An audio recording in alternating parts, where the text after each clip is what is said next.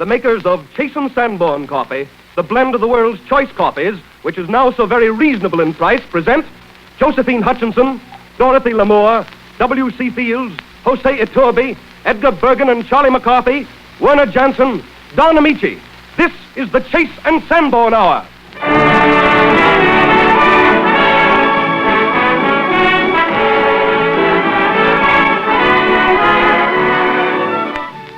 This is the Chase and Sandborn Hour, and this is Don Ameche bidding a hearty welcome to Jose Iturbi, who is one of the great pianists of our day, and to Miss Josephine Hutchinson, whose many outstanding performances in the New York theater won her an immediate place among the brightest stars in pictures. Mr. Iturbi and Miss Hutchinson join our regular company, W.C. Fields, Edgar Bergen and Charlie McCarthy, Dorothy Lamour, and Werner Jansen, America's foremost conductor, who leads the orchestra in the top tune of the day. Its title, Carelessly.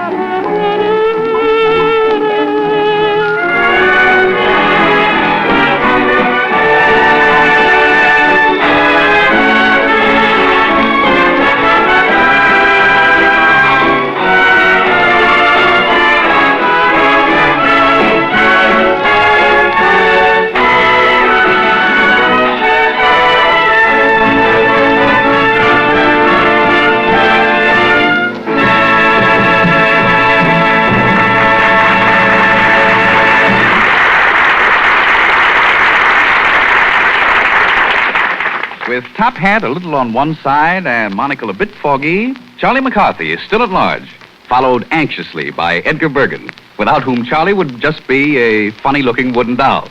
But with two-voiced Edgar Bergen to speak for him, Charlie is well on the way to earning the title of Public Nuisance #1. Nevertheless, we're all very fond of Charlie, and we hope he is fully recovered from last week's slight indisposition. No, Don, I'm sorry to say that Charlie has not improved. And although I've done my best as a practicing physician... Yeah. I wish you'd stop practicing. Yes. I'm sorry, Charlie, but your tonsils, they must come out. Is that so? Yes. You mean you'll have to? I'm afraid so. But, Doctor, I feel better. You do? Yes. I feel better. You do? Uh-huh. I got you there, huh? No. I felt better as soon as I saw your slaughterhouse. Wait a minute here. That doesn't make a bit of difference, young man. No? No. Not even if I feel good? Not even if you feel good. Oh, you hate to lose a customer, don't you? Yes, I know. Yes. Well, now, let's talk this thing over, Doctor. Yes. I suggest we postpone this thing until tomorrow, huh? No. Let's get an early morning start at the crack of dawn around 11:30. No. I think we better do it now. But I would much rather do it tomorrow. It doesn't make any difference what you'd rather do. Oh, doesn't it? Not a bit. Uh-huh. Well, that's another way of looking at it. I thought maybe as a favor. No, wouldn't make a bit of difference. I certainly got a drag around here. Yes. You understand, young man, I'm trying to help you. That's good of you. Yes. I guess there's no use kidding myself. I have suffered. Of course you have. Oh, how I've suffered. Oh, I suffer all the time. Yes. But it doesn't help. No. I don't think I'm suffering right. Maybe you're not. There must be a knack to it. Yes. Yesterday I was so weak, Doctor. I was so weak I couldn't even raise my voice. Is that so? I just sat and hung my head. That's the only exercise I had. How much do you charge for an operation like this, Doctor? Well, of course, I always try to be considerate. Well, that's nice. For this operation, I will charge anywhere from nothing at all up to $300. Is that so? Yeah. Oh. Well, I'll take one for nothing at all. And don't skimp on anything either. No. I want hand sewing and all that sort of thing. Yeah. Yes, that's me all over. Oh, Miss Lamour, are the instruments sterilized? Yes, Dr. Bergen, they're boiling. So nice. Yes, I have everything ready for the operation, so let's proceed. Yes. Oh, nurse, why are you and the doctor all dressed up in white? For your operation. Is that so? That's nice of you. Yes. I didn't know I was going to have a formal opening. Oh. I should have worn my tuxedo. Yes, you should. I'll wear a black dress if you like, Charlie. No, I think you look much better in white. With you for my nurse, I'm going to be sick for a long time. My beautiful one. Your eyes are like it. That will do, young man. Yes. Put your head down. Yeah, well, don't push me. Don't push me, you hear? All right. Don't shove. All right. I'll clip you. All right. I'll mow you down. All right.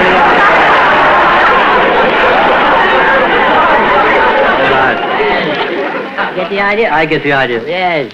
I'm a customer here. Yes, I know. I want service and courtesy. Yes, all right. What's the idea of covering me up, nurse? You must keep nice and warm. Oh. I'm not cold. Not yet. I may be cold by tomorrow. I don't feel so hot now.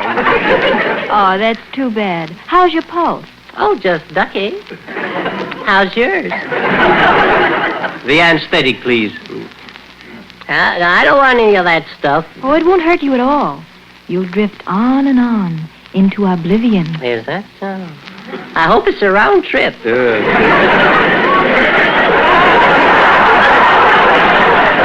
Now, don't forget to count every time you take a breath. Yeah, I'll fool you. I won't breathe. Oh, doctor, Yes, Charlie. if the worst should come to the worst, Yes. if I should decease, Yes. would you see that Skinny Dugan gets my bicycle? Oh, I see. If you die, you want to leave your bicycle to Skinny Dugan. Yes, he's my pal. Well, I shall see that Skinny will get your bicycle. Yes. What? Well, of course.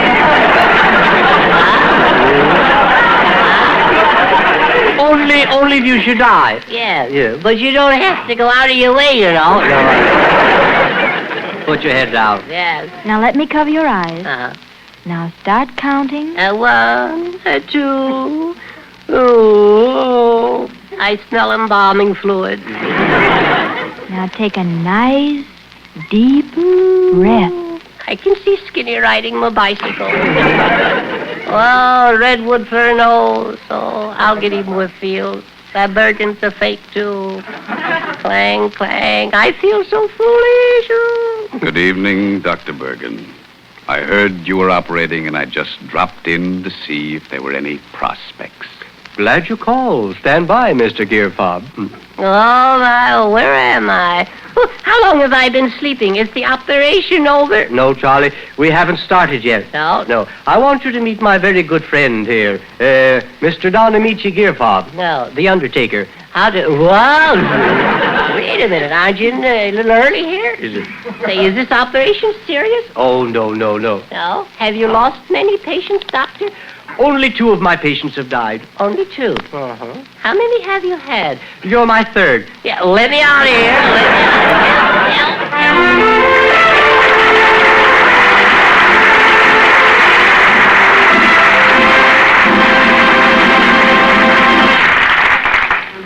Few men so young are as famous in the world of music as Jose Iturbi.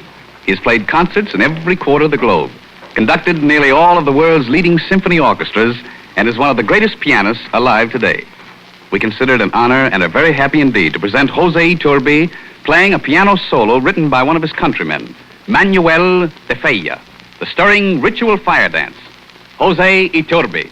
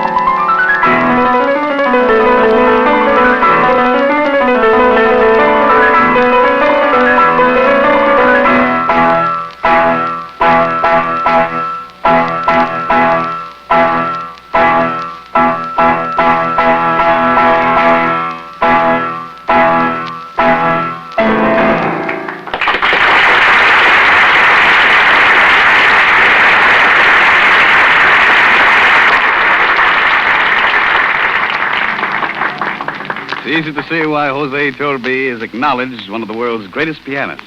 That's true, Mr. Ameche. Very true. But can he play chopsticks? Well, with enough practice, Charlie, I really believe he can. But you'll have to postpone that burning question for a while. Jose Iturbi is going to play again later. Yeah, I'll postpone, but I'll ask you, betcha. Yes, I bet you. But why don't you just forget the whole matter while we hear from Donald Briggs? The warm weather that's just ahead gives us a chance to enjoy one of the most satisfying drinks ever created. A tall, refreshing, frosty glass of iced coffee. Now, there's a knack to making really delicious iced coffee. It pays to remember that melting ice dilutes the coffee. So in order to get full, rich flavor, make your coffee somewhat stronger than usual. And be sure to use the blend that gives you extra goodness. Chase & Sandborn coffee. Chase & Sandborn dated coffee is a blend of the world's choice coffees. And you get it at the peak of its marvelous flavor. For as soon as it's roasted, it's rushed to your grocer, plainly marked with the date of delivery. That date is your guarantee of freshness, your protection against flat, stale-tasting coffee, your assurance of full, rich, satisfying flavor. And dating saves you money, too.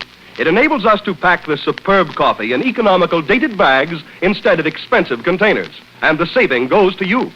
Enjoy this finer, fresher coffee. It's delicious, either hot or iced.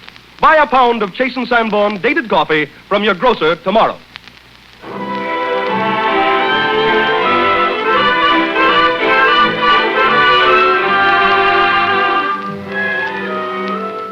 A swell song is always a swell song. But when Dorothy Lamour sings it, somehow it sounds, well, even sweller. That's because Dorothy's vivid personality is in everything she does, whether she's playing a dramatic part before a movie camera or singing a popular song like Beginner's Luck. I've got beginner's luck. The first time that I'm in love with you. Gosh, I'm lucky. I've got beginner's luck. There never was such a smile or such eyes of blue. This thing we've begun is much more than a pastime, for this time is the one where the first time is the last time. I've got beginner's luck, lucky through and through, 'cause the first time that I'm in love with you. I've got beginner's luck, the first time that I'm in love with you. Gosh, I'm lucky. I've got beginner's luck. There never was such a smile or such eyes of blue. Gosh, I'm fortunate, oh. It's because the love is much more than a pastime. This time is the one. Oh, where the first time is the last time. I've got beginner's luck, lucky through and through. For the first time that I'm in love with you. I've got beginner's luck. The first time that I'm in love with you. I've got beginner's luck. There never was such a smile or such eyes of blue. Gosh, I'm fortunate. This thing we've begun is much more than a pastime, for this time is the one where the first time is the last time. I've got beginner's luck, lucky through and through, 'cause the first time that I'm in love, yes, the first time that I'm in love, for the first time that I'm in love with you.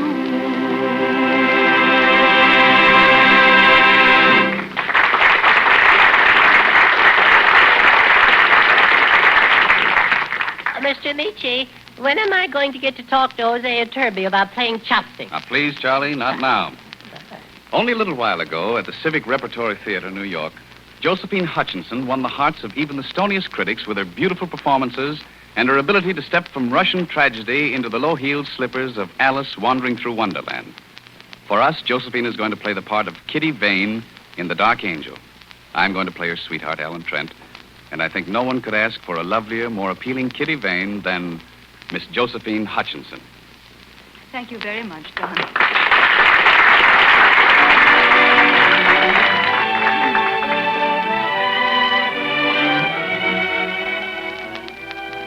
The Dark Angel. It is 1919 in a cottage in the English countryside. Alan Trent, who lost his sight in the World War, is sitting alone in his room when the landlady's children knock at his door. Yes? May we come in, Mr. Trent? Oh, no. Why? I don't Come want on, to Sadie Cat. My brother wanted to look at you, Mr. Trent. He's never seen a blind man. Oh, are you cross with us? No. No, look at me by all means. Oh. I'm glad I'm amusing. Why now, what's all this? Oh, now don't cry, please. Here, where is that handkerchief? Here we are, there now. You're little Miss Gallup, aren't you? Yes, and this is my brother, Joe. How do you do? It was kind of you to come and see me. Shall we sit down? There's a big chair somewhere around. It's over here, sir. We'll pull it up for you.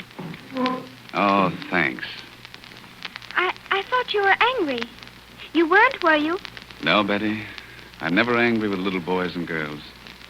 You know, I write books for boys and girls. You do? Yes. I once had 2 boys and girls myself. Make-believe boys and girls. Just for a few minutes. You did? Only for a few minutes? Yes. But that was a long time ago. It was at a little inn in Folkestone. You see, I was going to the war, and I was saying goodbye to someone I loved very much.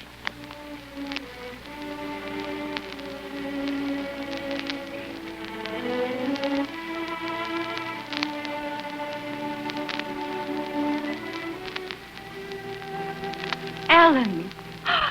Ellen, what a feast. What a gorgeous feast. Chicken and wine. And such a beautiful lady. And the flowers. Where did you find them? Oh, they were just growing. I picked them for you. Oh, you darling. You're still a child. Oh, Ellen. I can't bear to have you go. I don't dare even think about this war. Well, don't you think I'm afraid, too? But most of all, I'm frightened about you. That you'll change while I'm gone. But I'll never, never change. You know that. Oh, darling, I love you so much. I always will. Always. Oh, my dear. I wanted to hear that so badly. Oh, but, darling, surely you know. But I've never really been sure. Might be just because we've grown up together. You see, I've always been around. I know. When I first looked through the bars of my crib, there you were. When I saw my first tree, you were in it, peering down. My first bird, my first squirrel. You were always there. But that's what makes me afraid sometimes. You may be just used to me. You may meet some other girl. Why, you sweet idiot, don't ever say that. Why, if you weren't there, I'd stop living. We'll always be together, Ellen. When you come back. Always. Ellen, what's that noise? It's just the guns in France, Kitty. You can hear them from the coast when the wind is this way. They frighten me. And all those men we passed coming down here. Thousands and thousands of them. All going to war. All leaving someone. In a little while, you'll be gone with the rest of them. Now, listen, darling. We've got to play a game. But I can't. Will you play, Kitty? Yes. Yes, Ellen. We must pretend there are no goodbyes tonight. And that the only time I'll ever have to leave you for the rest of our lives is to buy us both a loaf of bread and a bottle of milk. And we've really been married for years, haven't we, Ellen? Instead of just engaged. Our children are all sitting around the table. Don't you see them? Oh, yes, there's Agatha and Bertram. Ellen, don't you think the children should be in bed? Now, first, I want to say a few words to them, my dear. Agatha, Bertram, Mimi, and Harold. This is your parents' 25th wedding anniversary. 15th, Ellen. Now, my dear, please. Children, 25 years ago today, your mother married your father. Your mother was a lovely sight. And your father, children. Kitty, can't you do anything with Mimi? She just bit little Harold. Mimi, come to order. Now, as I was saying, your father was the finest, dearest, kindest. Your father loved your mother as no one has ever loved before. I can't play anymore. Listen to those guns. Now, don't hear them, darling. Here, I'll cover your ears. I've got to go now. But, Kitty, I love you. I will always love you. Oh, darling. Darling. Darling.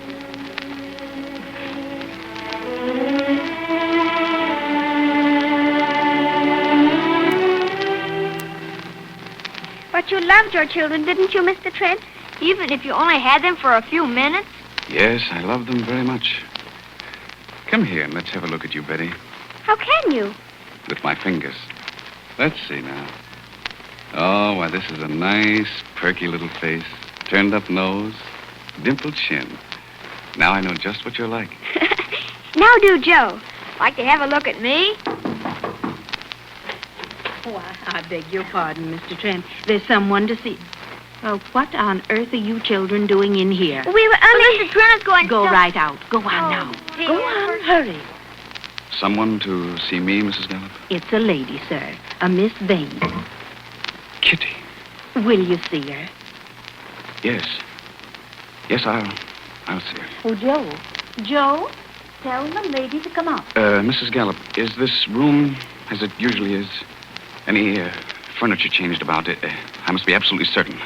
This lady must not know I'm blind. Everything's right in its place, Mr. Trent. It's fine, fine. My pipe here on the tray. Yes, that's all right. Matches. Cigarettes on the table. What kind of flowers are in the bowl today? Yellow tea roses. Tea roses. I must remember that. Mrs. Gallup, what is it like to live day in and day out with a blind man? Why, Mr. Trent, I don't think of you as blind. Aren't you watching every minute for fear I'll fall?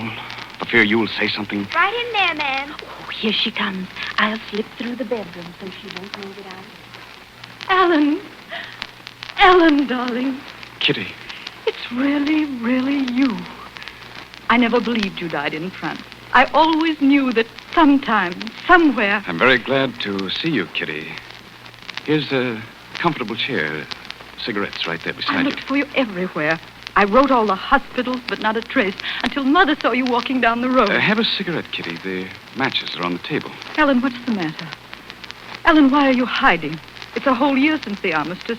Ellen, where have you been? Why, here in the country, writing books for children. Here. So close to me. And you never let me know. You mind if I have a pipe? I'll show you around the garden later. I'm terribly proud of my tea roses. Just look at those yellow ones in the bowl. Pretty, aren't they? Ellen, what's happened to us? All these months, not knowing. And now you talk of roses.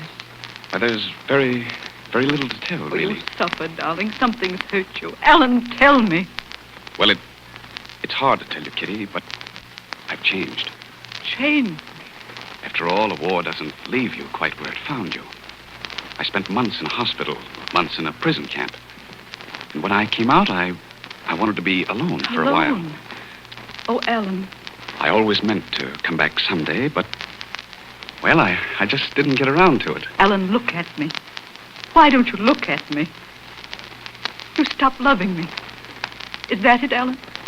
I love you, Kitty. But in a different way. I see.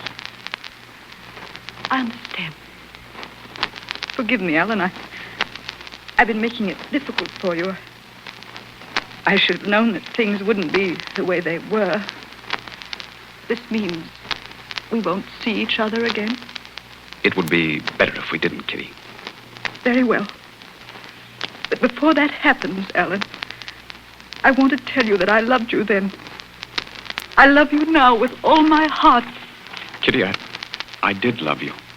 I never loved anyone else. I never will. Goodbye, my dear. I won't bother you again. Goodbye, Kitty.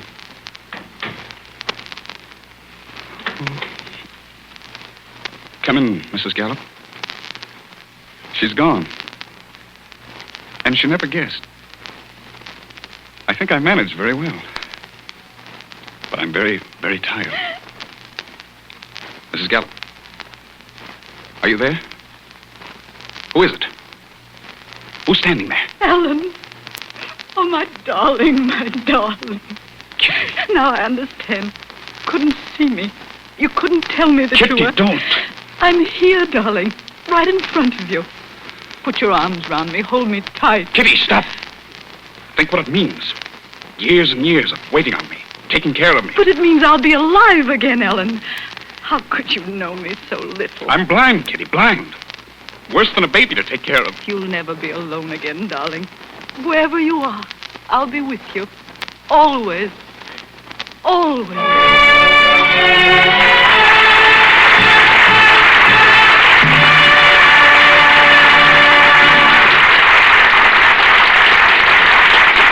For Miss Hutchinson and myself, thank you.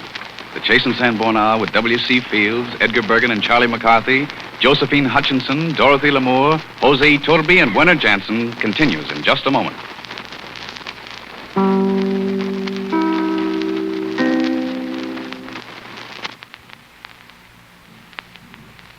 Bum, bum, bum. Can you hear me, Mother? Oh, now, Mr. Ameche, you know, chopsticks, Iturbi, yes, no? No, I'm sorry, not now, Charlie. Later. Werner Jansen and his orchestra play a medley of songs written by a man whose gift for appealing melody never fails, Irving Berlin. For years, we've listened to his tunes, danced to them, asked for them, and looked forward to them. And I'm sure you'll recognize your old favorites and some new ones, too, in the Berlin Fantasy.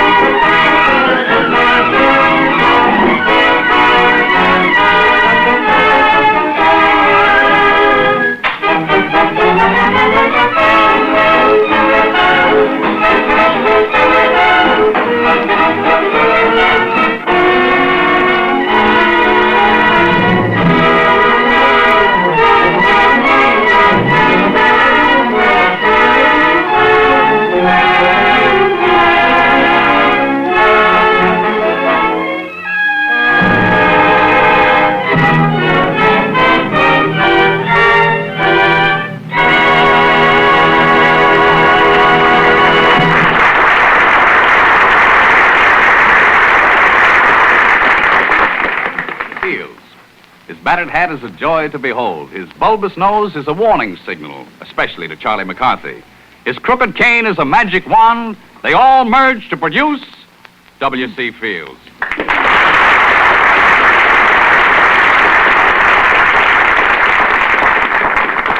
Well, how you feeling, Bill?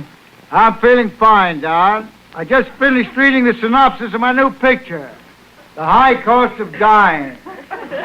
They're making it over. Now, please, Bill. You must absolutely refrain from using any names on this program. I got a letter today from Chase, well, you know who I mean. Yeah, Chase, I know. Is Sandborn right?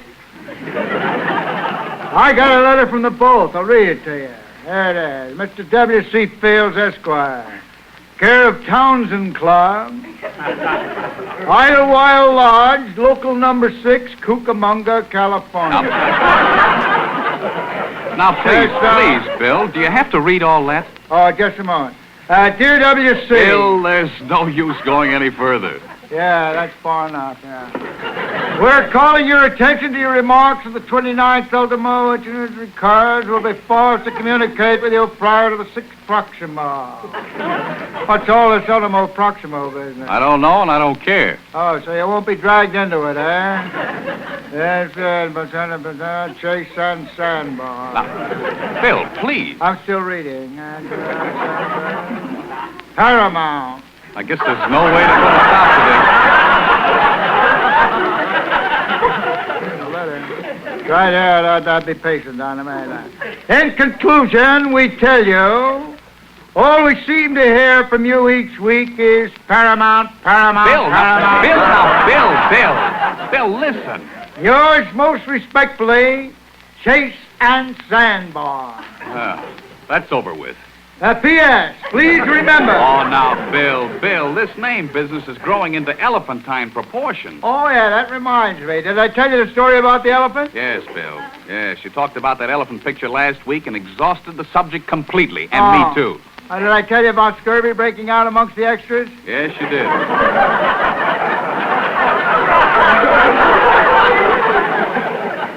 Did I tell you there weren't enough ambulances to take them off the hospital? I didn't tell you that, did I? No, you didn't tell me that. Oh, there you are. We tied a Pullman car on the side of an elephant and packed the extras into that. One big, strong elephant called Tom. Did I tell you about Tom? No, you didn't, but don't bother. We strapped a dining car on each side of him. He carried one under his trunk. We tried to hang one on his tail, but he wouldn't stand for it.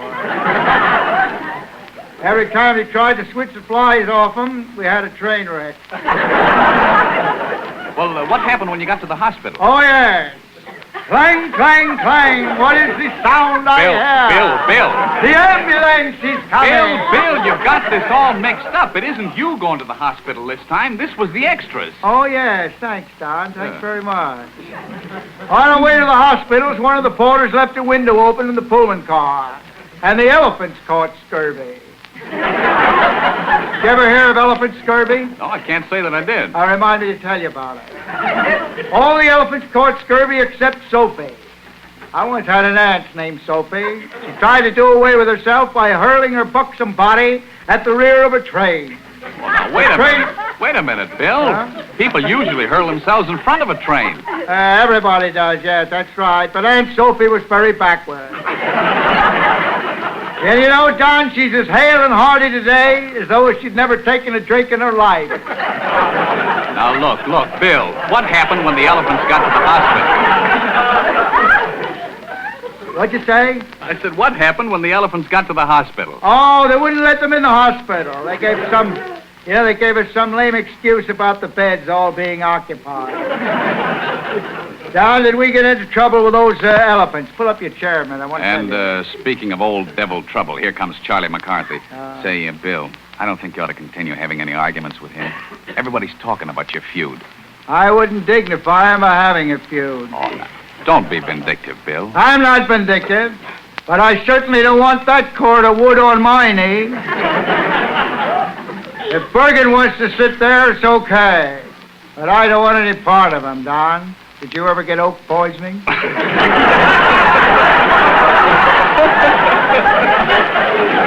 No. Now, I'll look out for that guy. Bill, I really believe he... Oh, don't talk nonsense. You'll get people to thinking I don't like the rat. Bill, will you shake hands with him? And get splinters in my fingers? Positively no. Why, that little rat... Quiet. Wait a minute, Bill. Well, hello, Charlie. Oh, hello, Mr. Nietzsche. Hello, Mr. Fields. Watch me being polite. Greetings, my diminutive little chum.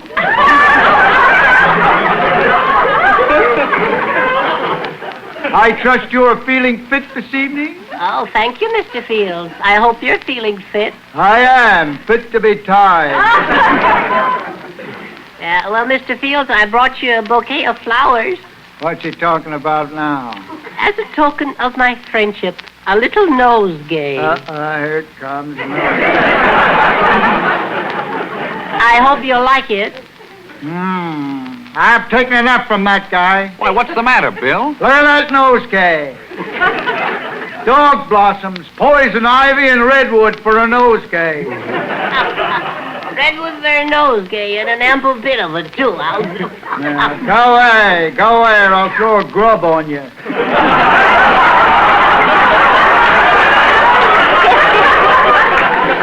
Now, Bill, don't be too angry with Charlie. He isn't feeling well today. He needs a doctor. He needs a tree surgeon. He didn't know when I was reading to Dorothy Lamour about burning of redwood at the opening of the new San Francisco Bridge, I heard him say, Fields better keep his nose out of that. Go away, leprosy. Now, did I ever tell you the director of our picture got leprosy? No. Yeah, they sent him to Molokai. We had to keep the extras on at half salary. The extras have half salary. Yeah, for 18 years. Pending the director's recovery. Well, did he ever recover? Oh, yes. The day he got back, the extras formed a group, making a welcoming speech and presented him with a fitted portmanteau. That means traveling bag. Yes, I know. I thought you did. Did I ever tell you about my grandmother's portmanteau? This was my grandmother on my father's side. She was on his hip for years. A great companion. She was a drunkard, too. Bill, they gave the director a portmanteau. Oh, yeah, you know about it, eh? No, I'm merely quoting you. Oh, they gave him a completely fitted portmanteau, a grip, satchel, cabba, keister, you know. Yeah, I know, Bill. Are you well, going on? it was fully equipped with sleeping shoes, Eskimo mucklocks, folding golf clubs, a wire-haired brush, a wire-haired terrier to match, an old-fashioned razor, a set of dueling pistols, and a picture of the great commoner, William Jennings Bryan. Imagine the extras putting together their little mite to show their gratitude and regard for that director. Yeah, they also gave him a letter in a lavender envelope, fully scented, demanding double pay and leprosy insurance. Well, that was only fair. But now comes the interesting part of the picture. 2 elephants. Excuse me, Bill. One is the Excuse me, spell Bill, and just the a minute. other is the spell. I'd like you to meet Miss Hutchinson. Oh, yes. How do you do, Miss Hutchinson? How are you? 2 elephants, Bill. What? This is Miss Josephine Hutchinson. This is Mr. Fields, Miss Hutchinson. How do you do, Mr. Fields? Oh, yeah. How are you? 2 elephants, Don. Bill. You know Josephine, don't you? Oh, yes. I knew Napoleon, too. My father owned 2 skeletons of Napoleon. Yeah, I know.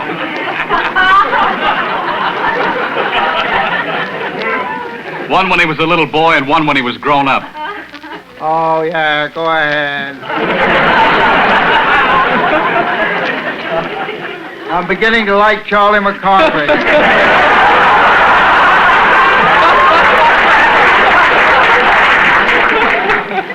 Well, anyhow, you ought to know Josephine Hutchinson. Remember that grand performance she gave as Alice in Alice in Wonderland? Oh, yes. How are you, Alice? No. Bill, look, Miss Josephine Hutchinson played Alice in Wonderland. Oh, what do you think of that? That's remarkable. That's marvelous. What a coincidence. All right, Josephine, how are you? We had 2 elephants. One was I'm feeling fine. I wish you were the same. Yeah, I wish I could, too. I had 2 elephants once. Yeah, I know you had 2 elephants. But, Miss Hutchinson, how about that famous Jabberwocky poem that Lewis Carroll wrote in Alice in Wonderland?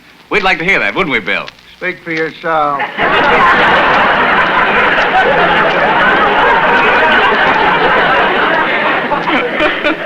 Let me out of this.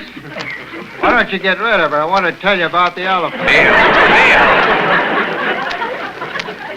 Alice in Wonderland. Oh, yes, I know. I played the egg in the picture version. Oh, really? I know. You must have been the egg that fell off that 12-foot wall. What a memory you have. Mr. Fields, I've often wondered, when you fell off that wall, did you crack up? I didn't bounce. Miss Hutchinson, how about Jabberwocky? Oh, the poem sounds rather silly, but it's amusing.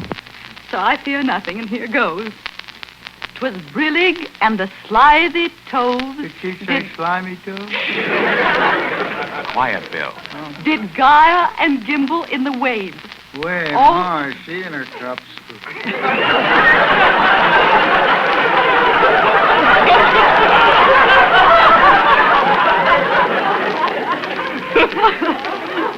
All mimsy were the borogoves, and the mome rasp outgraved. Beware the Jabberwock, my son. Why don't The you jo- stop her? She's had too much liquor in her coffee. That's wonderful, Miss Henderson. Wonderful.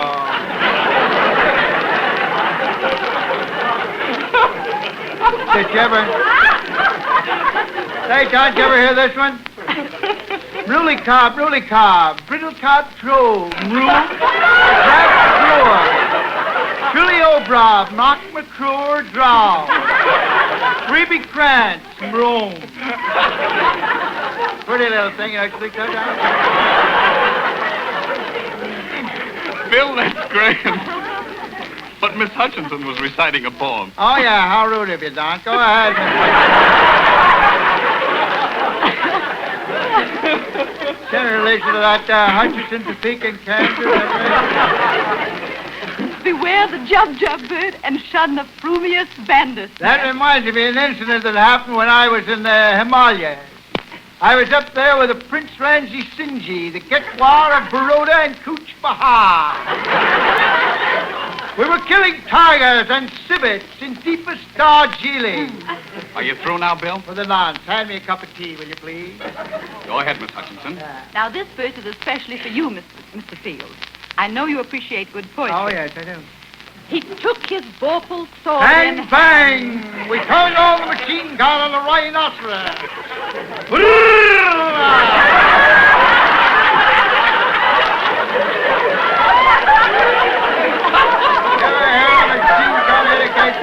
Long time the manxome foe he sought. The bullet struck against the rhinoceros' thick hide and nonchalantly dropped to the ground. So rested he by the tum-tum tree. The rhinoceros looked up at us with a grateful smile, licked up the bullets with her great big tongue, and stood a while in thought. And so she licked the bullets up with her big tongue. She thought we were feeding her Russian caviar. And as in uppish thought... Royal caviar, the Jabberwock with eyes aflame came quickly through the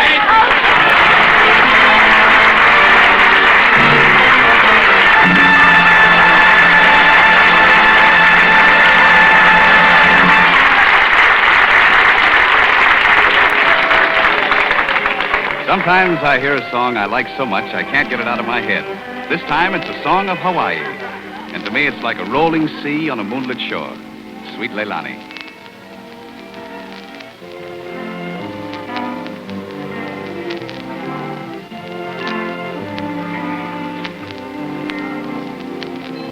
You are my dream come true.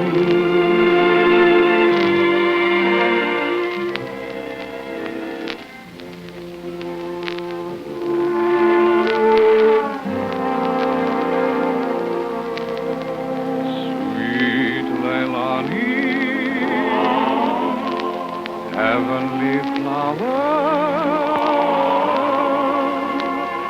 Nature fashioned roses kissed with you.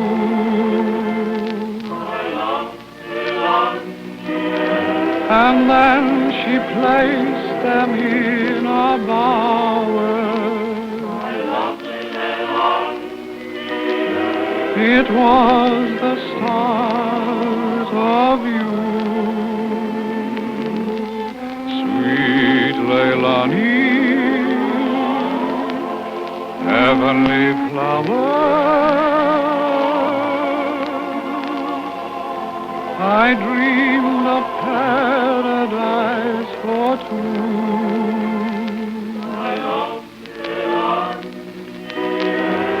You are my paradise completed.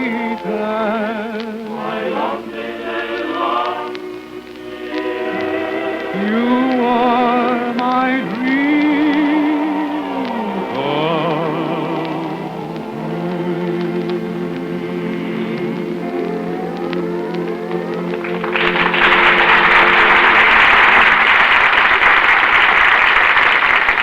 come Every summer, iced coffee becomes more and more of a favorite as a warm weather drink. But when you make it, please remember that unless you're careful, melting ice can dilute the flavor. So take two precautions. Measure your coffee a little more generously than usual, and be doubly sure to use the blend that has a richer, fuller flavor, Chase and Sandborn coffee. This blend of the world's choice coffees is guaranteed fresh and full-flavored by our dating and rapid delivery plan. As soon as it's roasted, we rush it straight to your grocer, clearly marked with the delivery date, so you always get Chase and Sandborn dated coffee at the peak of its marvelous flavor. What's more, dating does away with the need for costly containers. Instead, we use an economical dated bag that saves you money. Enjoy this delicious coffee often, hot or iced. Buy a pound of Chase and Sandborn dated coffee from your grocer tomorrow.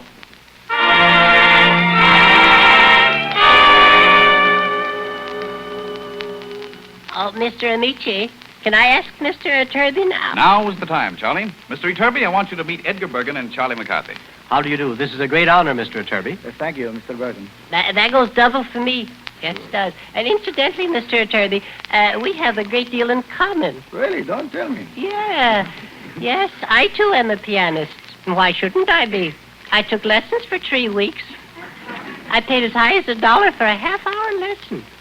Do you realize what that amounts to in 5 years? But Charlie, you said you only studied for 3 weeks. Well, that's a very short time, after all. Yes, well, but it's a mess of do-re-mi, believe me. I can sympathize with you, Maestro McCarthy, because in Europe, I paid up to $1,000 for a lesson, you know? Is he trying to make a punk out of me? Yes, and Mr. Iturbi studied for 20 years. Is that so? They must have nicked you for quite a hunk, huh? Tell me, do you know Mr. Bach and Mr. Chopin? I don't think they took lessons from my teacher. You see, it was only a sideline with her. She was married. Her husband worked at the filling station. You see that... All right, all right. Mr. Iturbi is not interested in all that. No? No. I find Charlie very interesting. I beg your pardon. If he will tell me his favorite number, I will try to play for him. See, now that's nice. Well, I don't want to embarrass you, Jose. Will 4 sharps throw you?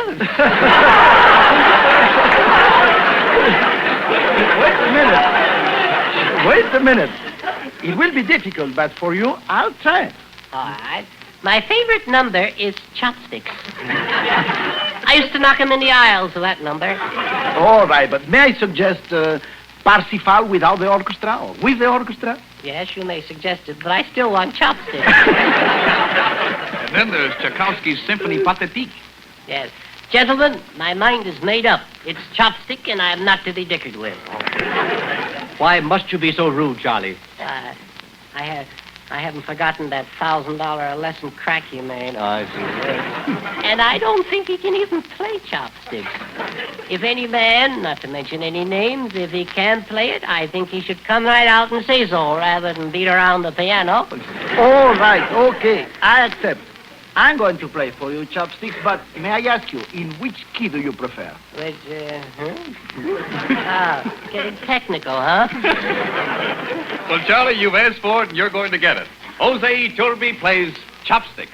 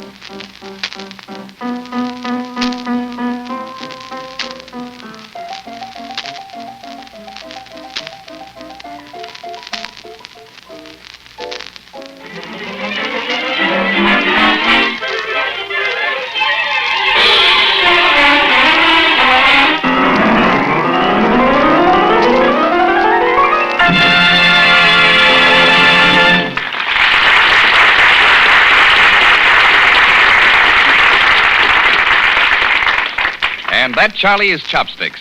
I've been framed, that's what I did. Yes, frankly, Charlie, you were. And the framers were Werner Jansen, who made that great musical arrangement, and, of course, Jose Iturbi at the piano. Next Sunday at the same time, W.C. Fields, Edgar Bergen, and Charlie McCarthy, Dorothy Lamour, Werner Jansen, and I will have as our guests Ray Middleton and Constance Bennett. Until then, this is yours sincerely, Don Ameche, saying au revoir.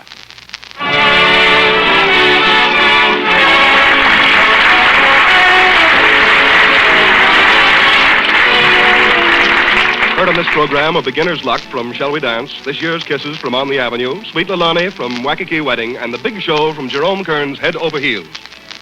This is the Red Network of the National Broadcasting Company.